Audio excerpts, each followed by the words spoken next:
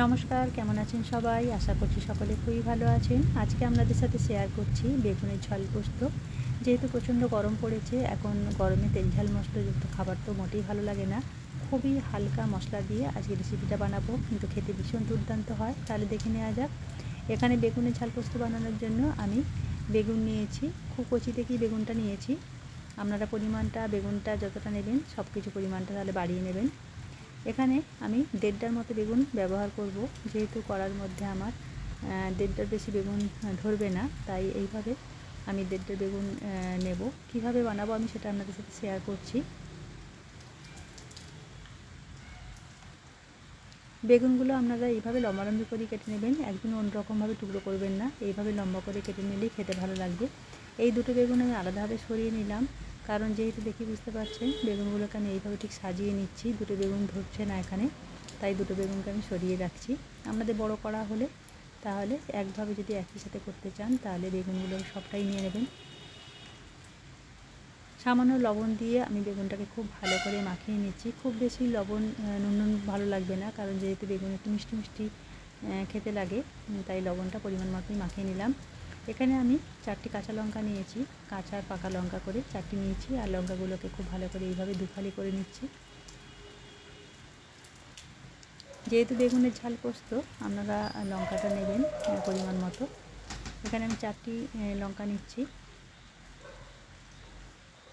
লঙ্কাগুলোকে ভালো করে ফালি করে নিয়েছি, আর এখানে পোস্ত নিয়েছি 3 চামচ, 3 বড় চামচের পোস্ত নিচ্ছি, মানে 3 টেবিল চামচ। পোস্তটাকে খুব ভালো করে বেটে নিয়েছি। বেটে নেওয়ার পরে এইভাবে আমি অল্প অল্প করে দেখে বুঝতে পারছেন চতুর্দিকে খুব ভালো করে বেগুনের উপর ছড়িয়ে দিচ্ছি। প্রত্যেকটা বেগুনের গায়ে যাতে পোস্তটা লেগে থাকে সেই মতো করে আমি দিয়ে দিচ্ছি। আর সামান্য পরিমাণ দিয়ে দিচ্ছি গুঁড়ো লঙ্কা।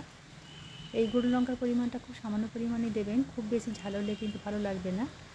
খুব অল্প পরিমাণ দেওয়ার পর, যেহেতু আমি কাঁচা লঙ্কা ব্যবহার করছি, একদম 1/4 চামচের সামান্য একটু বেশি পরিমাণ আমি দিয়ে দিলাম। আর সর্ষের তেল বেশ খানিকটা পরিমাণ দিতে হবে। এখানে প্রায় 2 টেবিল চামচ সর্ষের তেল আমি খুব ভালো করে বেগুনের ওপর এইভাবে ছড়িয়ে দিচ্ছি। এই রেসিপিটা বানাতে মশলা কিন্তু একদমই বেশি লাগে না, শুধুমাত্র পোস্ত আর সর্ষের তেল আর লঙ্কা হলেই এই রেসিপিটা বানানো যায়। এবার যে লঙ্কাগুলোকে আমি ফালি করে রেখেছিলাম সেই লঙ্কাগুলোকে আমি এইভাবে সাজিয়ে দিচ্ছি। বেগুনের এই রেসিপিটা অবশ্যই একবার এইভাবেই ট্রাই করবেন, দেখবেন সকলের ভীষণ পছন্দ হবে। আর যেহেতু খুব কম তেল ঝাল মশলাযুক্ত দিয়ে এই রেসিপিটা তৈরি হচ্ছে, গরমের জন্য একদম উপযুক্ত রেসিপি।